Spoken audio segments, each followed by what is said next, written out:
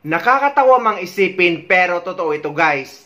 Maraming mga pasahero lalong-lalo na ang mga OFW na takot gumamit ng CR sa loob ng eroplano dahil iniisip nila na hindi sila makakalabas or malalak sila sa loob. Lalo na yung mga first timer. Eto guys ang video ng tamang pagbukas at pagsara ng pinto ng CR sa eroplano kung tinatawag kayo ng kalikasan habang nasa flight. Alright guys, just a little bit tutorial of how to open the lavatory door. Okay, if it's green, please make sure it's green and you just push over here. Ayan siya. Okay, there, then close it, just let it slide to lock it. Okay, make sure you slide this. There's a hanger area over here, and just to close it after using, just let it slide. Okay, you don't have to press anything. Again, just press this. Hindi nyo dudukutin dito yon, ha? Dito yon. Okay.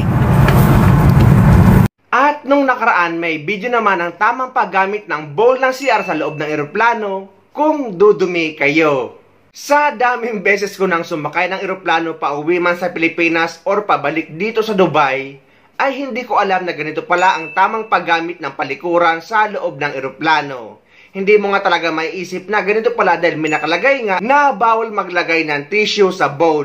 Pero eto pala talaga ang tamang paggamit ng palikuran kapag tinatawag kayo ng kalikasan habang nasa flight. Dahil sa inyong mga request na ituro ko kung paano gamitin ang toilet or CR sa eroplano, ito na yung video. Okay? I-share nyo to para malaman din ng mga iba nating mga kababayan na nagbabiyahe at hindi alam kung paano gamitin ang palikuran. Kaya tuloy nahihiya sila na gumamit at hindi tumatayo kahit ihing-ihi na o taing-tain na talaga. Ngayon mga wakwak, i-follow nyo to step by step. Ayan, klarong-klaro yan.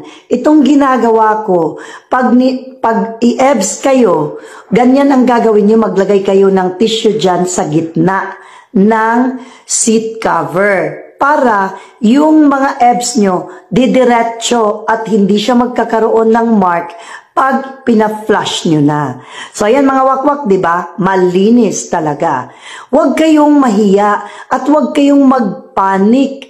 Kailangan nyo lang talagang presence of mind. Okay? Presence of mind lang talaga ang kailangan.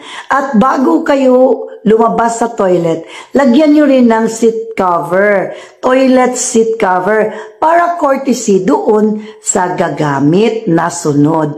At huwag nyong kalimutan na hugasan ang inyong mga kamay para hindi naman kayo manimaho paglabas nyo sa CR.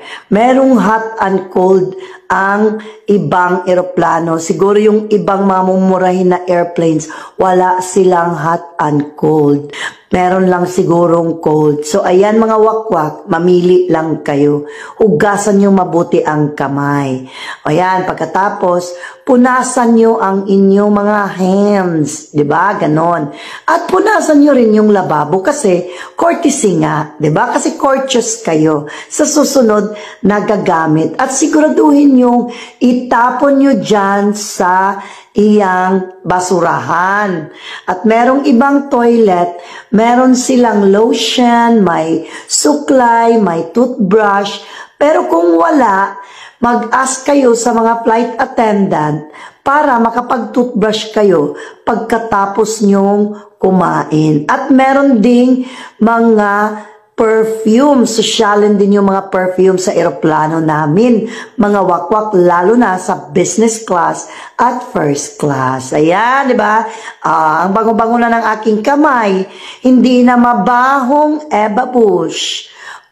Tingnan mo ang perfume pa. Perfume din tayo kasi para hindi din tayo baho paglabas. At baka may katabi kang gwapo or gwapa at maamoy-amoy ka na mabango. At eto mga wakwak, isa pa, kung nagkaroon kayo bigla sa eroplano, meron ding sanitary pads.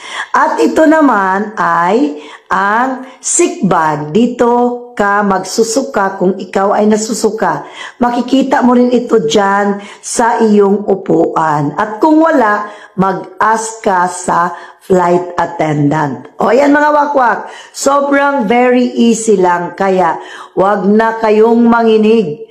Wag na kayong mag-hold sa inyong ihi at ebs. Pumasok na kayo sa toilet or CR. So, ganun pala ang tamang paggamit ng palikuran sa loob ng eroplano. Ngayon, alam na natin.